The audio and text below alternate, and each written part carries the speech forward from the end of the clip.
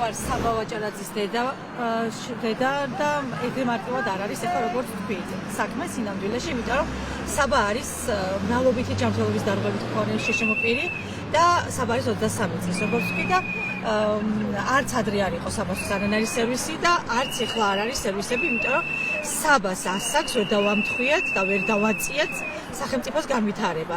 როდესაც საბა ბაღში მივიყვანეს, საერთოდ ვერ წარმომედგინა თუ საბას ბაღში სერვისი ანუ არც მიფიქრია რომ უბრალოდ როგორც ასაკით შეეკუთვნა და მივიყვანე ბაღში და ბაღმა არ მიიღო, იმიტომ რომ საბას სჭირდებოდა სულ მცირე ერთი მომვლელი და თელ ბაღს ყავდა თელ ჯგუფს 35 ბავშვს ერთი მომვლელი და ნუ საბასთვის გამორიცხულიყო, იქ ადგილი არ აღმოჩნდა.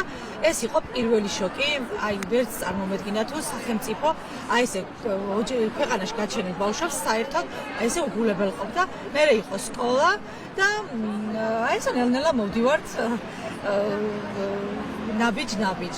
ოღონდ საბას განვითარებას მაინც ვერ დაეწევ, იმიტომ 18 წლის არის ახლა საბა და 18 წლის ზემოთ, საბა 23 წლის არის, 18 წლის ზემოთ სერვისები ისევ არ არსებობს და იმის თქვა კი არ მინდა რომ ეხლა რამე საბას რამეს კარგავს. საბამ დაკარგა.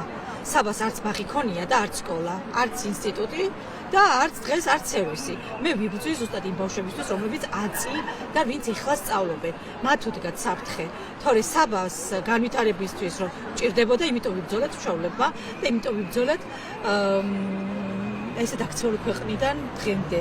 და აღარ მინდა ზუსტად ვიცით ჩვენ რა იყო და რა აღარ გვინდა.